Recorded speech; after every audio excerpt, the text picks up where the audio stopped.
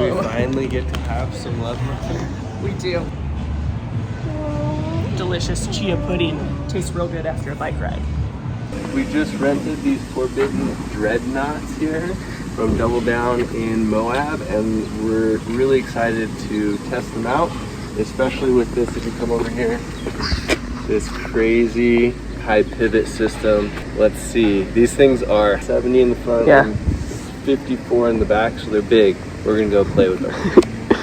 All right, today we're gonna be reviewing these Forbidden Dreadnought bikes. We are headed out on the Rockstacker and Jackson's trail here in Moab, so we should have a good challenge. And like I said earlier, we are very excited to check out the high pivot system that is rocking right there. What we're looking for right now is to figure out what our next bikes are going to be like, how much travel we want. We definitely want more travel. We still want to be able to climb, and that's what we're looking for when we're testing these types of bikes. And we are off. Got to ride up the road a little bit to get going before we hit the old trailhead. Even on first riding impressions on this bike, it actually doesn't feel as big as I was expecting it to right when I first got on it, which is a good sign. And there's also a bunch of other things you have to consider, like the components that are on the bike are going to make it feel different, and whether you like those components or not.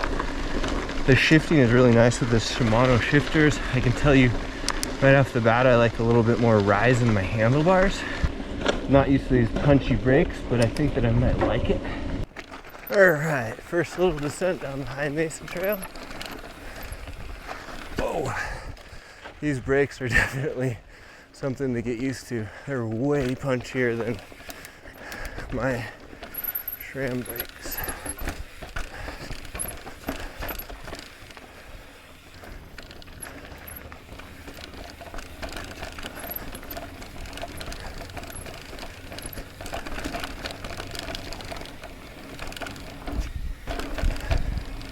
See if I can get this thing off the ground at all.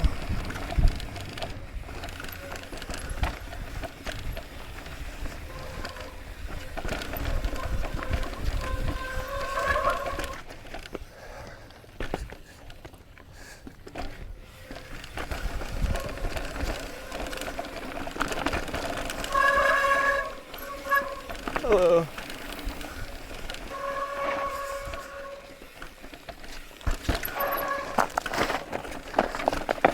Trying to find the chunks.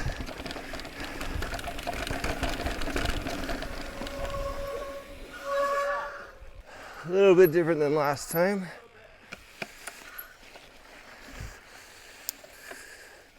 If you missed our video on Pony Road Captain Ahab, it was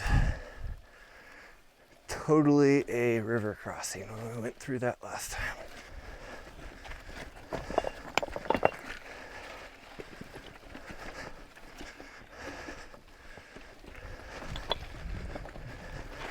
Something that I'm noticing right away is that on the climb, this Zeb 170 just eats up things. It actually makes it easier climbing through chunky stuff because you just point the bike straight and it just it doesn't bounce you, it just plushes, plush over the rocks.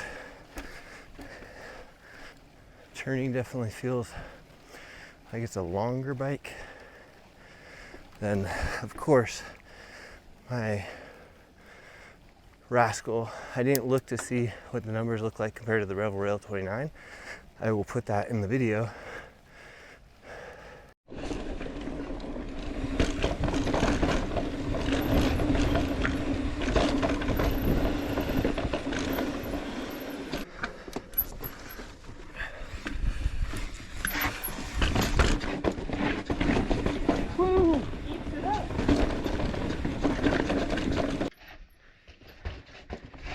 Oh yeah, eats it up.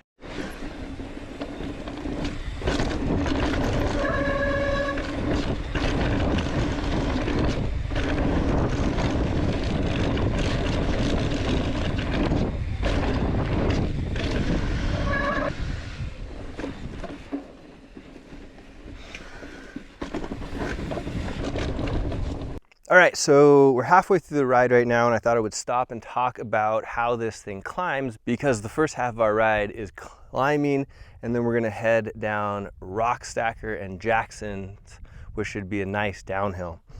You know, I feel like this thing climbs really well, actually. Something about having the big 170 up front with the plush suspension, it just eats up things. So you can point it in a direction and it feels nice going up. There's a good power transfer in this. I should switch it around the other way so you can see what the chain is doing. So the high pivot seems to work really well. There's a little bit of difference. Obviously, I'm used to riding my 140, 130 Rascal, which is just a shorter bike. So this one is longer. It takes longer to get up over things. But I've been very impressed with its ability to climb up chunky and technical stuff. First impression is that it climbs way better than I've thought. When I've tried to get it off of the ground, it feels pretty heavy and like a big bike. I've been able to bunny hop it up some things, which is nice, but it still just feels like a big old bike when I'm trying to get it up and over things. The bike shop owner at Double Down said that he thought this thing weighed about 35 pounds on this build, which is, it's not too bad. It's not too bad for a bike at 170 and 154. So we're gonna go ride this thing down now, see if we can get into some serious chunk and chatter and see how it does. What are you doing, babe? I'm elevating my toe because my toe is severely damaged from my last crash, and it gets swollen and then it hurts, so I'm trying to unswell it before the downhill. And this was what happened.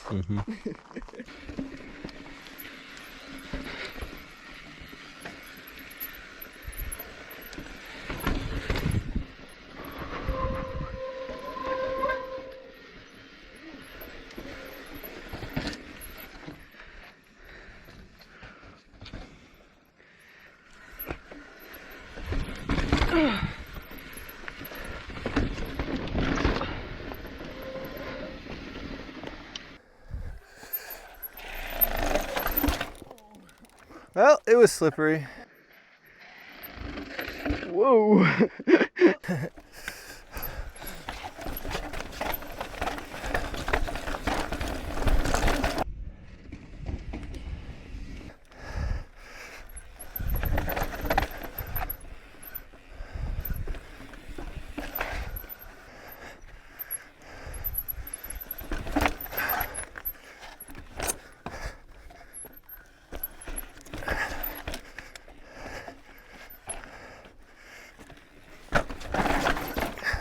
Oh yeah. Foot came down, just so everybody watch it. But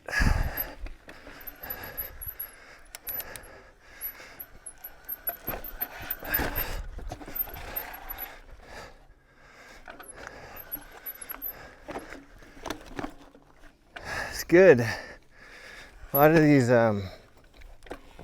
turns are the hard part here. So I'm having to re-maneuver the bike on the turns, but able to not have too much problem riding the actual features. I'm not sure that would have been any different on my Rascal necessarily. I have a little bit better control with my Rascal brakes, mostly because I'm used to them.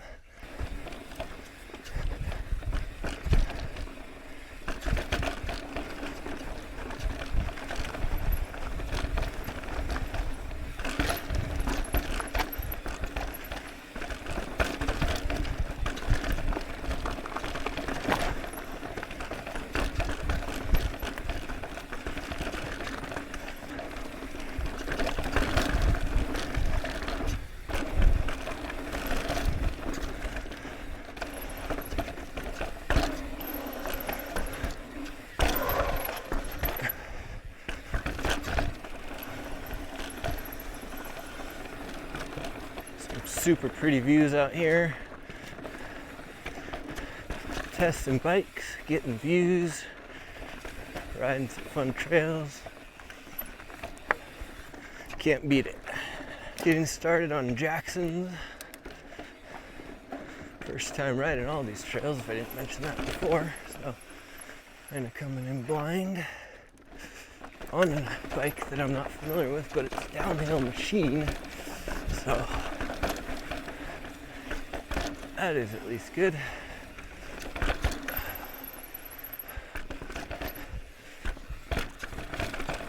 So far, coming in hot.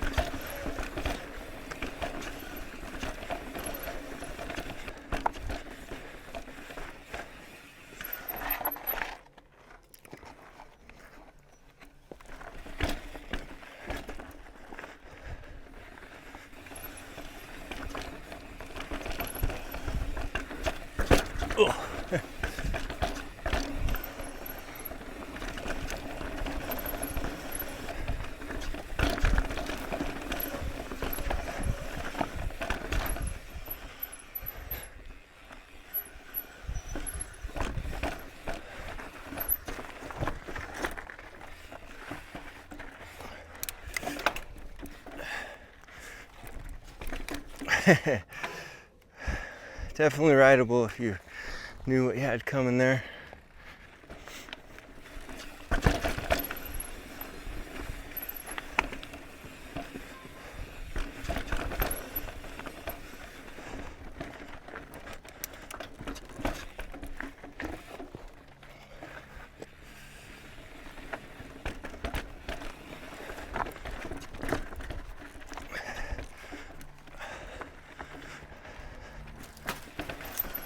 Whew, this is cool. Cool ride. Lots of exposure.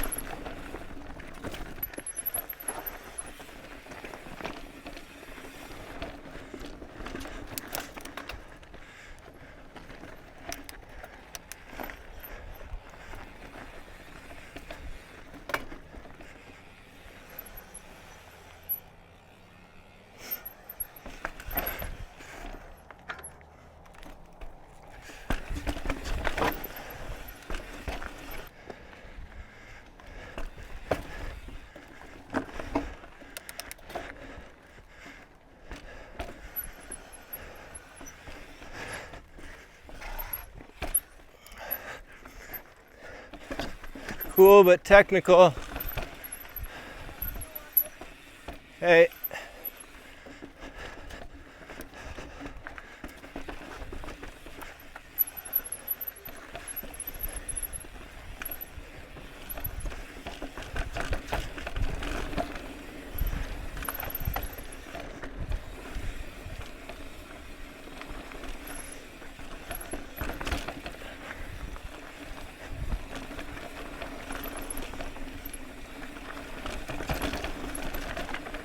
Whew. Quite a bit of exposure out here.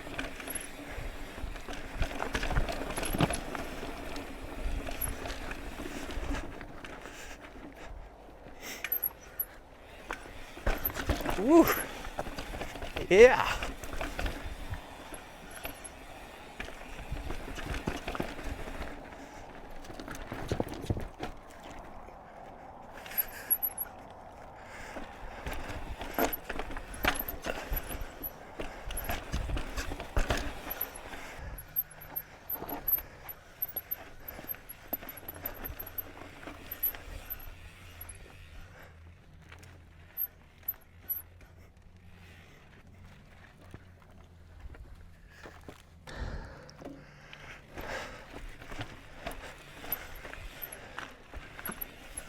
right, we just walked it through the super sketchy part of Jackson's. You know, my thought process on features like that is that I don't necessarily mind riding them, but if we're gonna put exposure and consequence of if I screw it up, it's not that I necessarily screwed up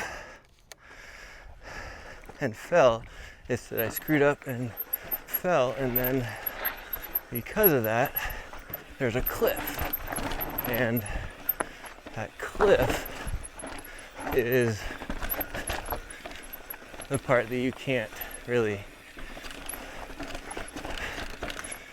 do anything about, right? So you could ride it probably, but the consequences are just quite high if you don't have a nice ride.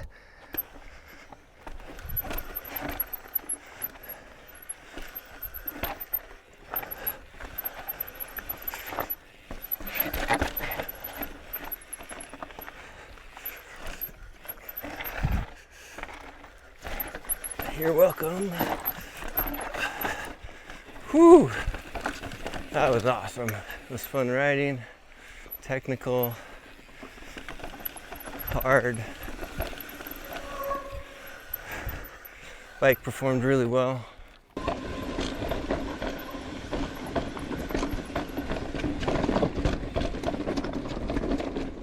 This is how we're supposed to get out of here. Looks like super awesome pipe bridge here that people are using. Wow.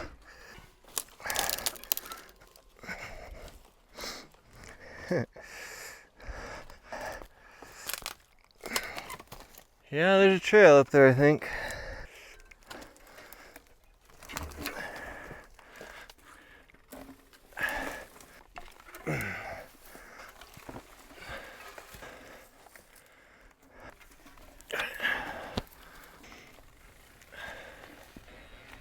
This is interesting.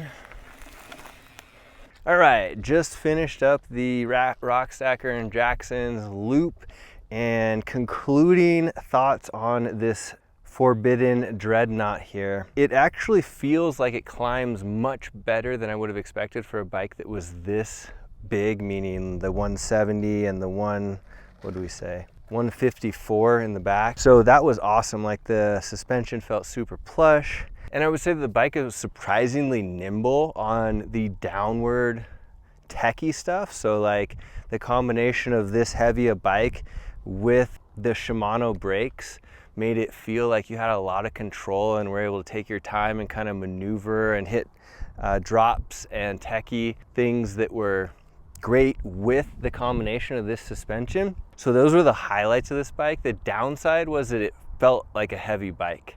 I could bunny hop it, but it was hard to bunny hop it.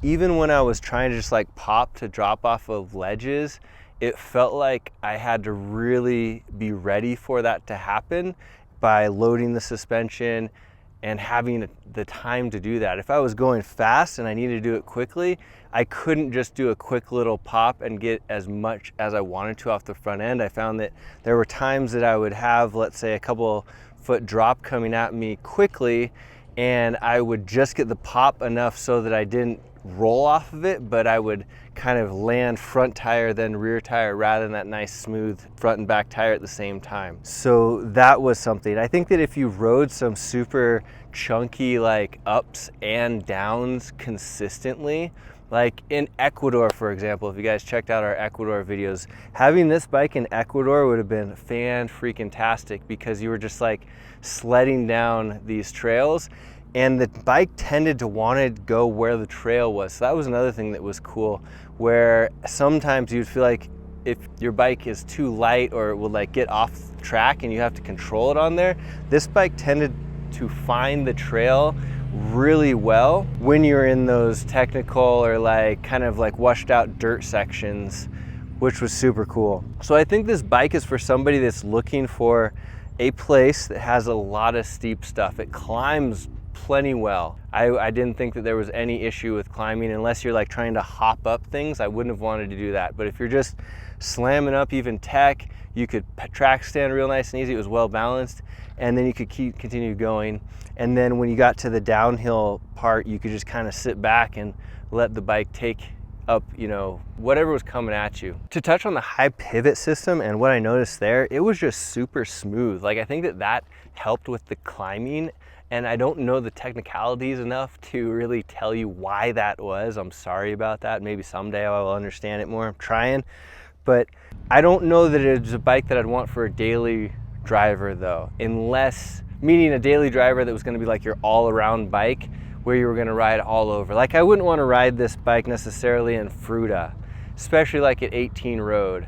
Maybe if you were going to go and ride like lunch loops and free lunch and all that stuff and you were just like hammering down, but still it's not super poppy. There is some pop, but it's not super poppy, and you got to work for that pop. So I hope that's helpful for you guys. If you have any questions about it, let me know. I would love questions. If you like this video and it gave you some good information, please hit that like button. And if there was anything, like I said, I didn't mention, just ask and I will do my best to get you that information. If you like our channel and like these things, please hit the subscribe button. Really appreciate it. Always check out Double Down Bikes when you're in Moab. They are our favorite bike shop in Moab for sure. They've got a lot of cool bikes. The owner is super rad, will give you straight shooting information. Hey guys, it's Emily. So I wanted to give you my 2 cents on riding the Forbidden Dreadnought high pivot bike today. I thought it was a super good climber. It is a much larger travel bike than I am used to. My evil following is a 130, 120. This bike was a 170, 154. I was really pleasantly surprised with how it climbed. It felt pretty darn easy. The hardest thing for me was the bike is a lot longer than I am used to. So kind of getting used to the different angles and how to get up things that were further apart, and messing around with that was a little hard to get used to at first, but I feel like after a little bit I kind of figured it out. But it was really seamless, effortless on the climbs, which surprised me. It is 34 pounds, so a little bit heavier than my bike. I feel like the high pivot system made everything really smooth from going up to going down and over things. It was a really nice ride. I didn't feel like I was getting bounced around at all. I felt like I could just send it down anything chunky and not have to worry about it.